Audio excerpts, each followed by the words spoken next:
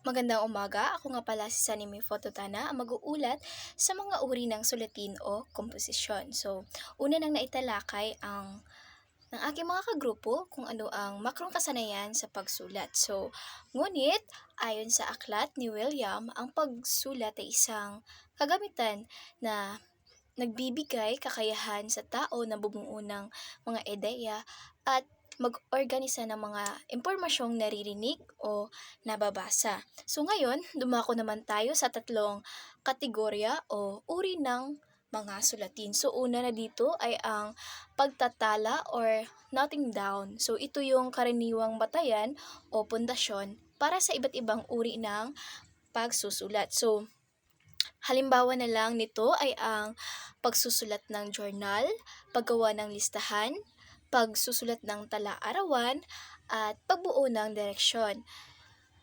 At panghuli naman ay ang pagsusulat ng mahalagang impormasyon. So, layunin nito na ang mga gawaing pagtatala ay upang gamitin o buhayin ang dating kaalaman at maiugnay ito sa bagong impormasyon. So, ang mga gawain dito ay nagbibigay ng pagkakataon para malaman ng guro ang alam at di alam ng mga mag-aaral. So, pangalawa naman ay ang pagbuo or lacking info. Sa kategoryang ito, ang mga mag-aaral ay nakabubuo ng bagong teksto mula sa kanilang binasa. So, ang prosesong ito ay kung saan ang nagbabasa ay nagbubuo ng kaalaman sa pamagitan ng interaction sa teksto. So, halimbawa na lang nito ay ang pagsulat ng talambuhay, review sa resulta ng eksperimento, paggawa ng pagsusuri, pag-aanalisa ng datos, survey sa mga saloobin o paniniwala tungkol sa isang paksa. So, ngayon, panghuli ay ang pag-iisip or thinking, overthinking. So, ito yung pinakamataas na antas ng pagsusulat.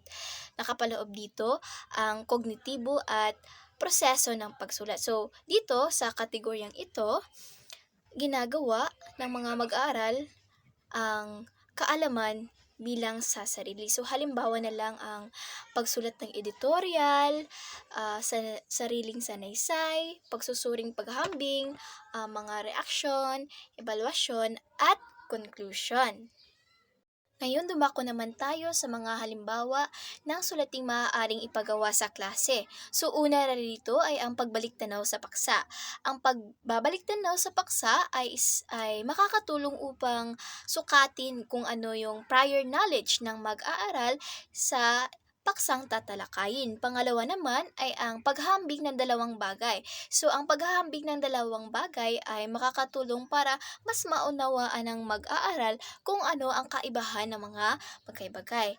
At pangatlo ay ang pagbibigay sanhi bunga. So, dito, sa pagbibigay ng gawaing ito, ang mga mag-aaral ay natutukoy nila kung ano ang sanhi at bunga ng tinatalakay na paksa. Pang-apat naman ay ang pangangatwiran. So, sa pangangatwiran, nalalaman natin kung paano at kung ano ang opinyon o saloobin ng mag-aaral sa kanilang tinatalakay. At panglima naman ay ang pagsusuri.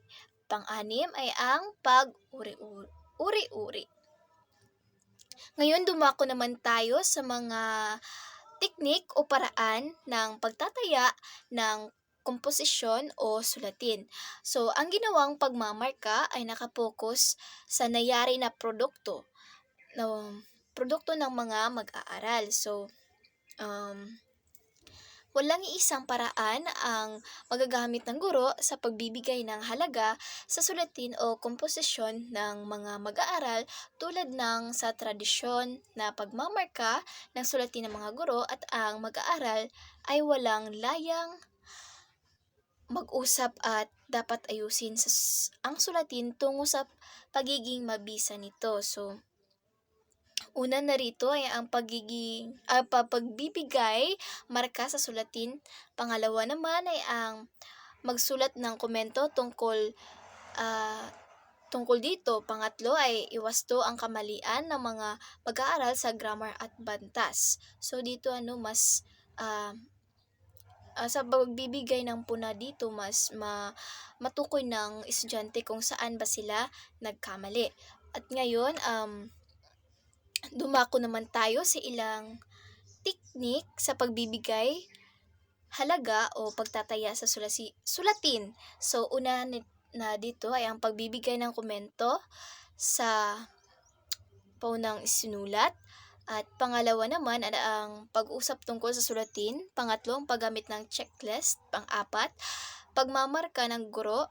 Panglima naman ay ang paggamit ng rubric. So, sa pangkalahatan, ang pagtuturo ng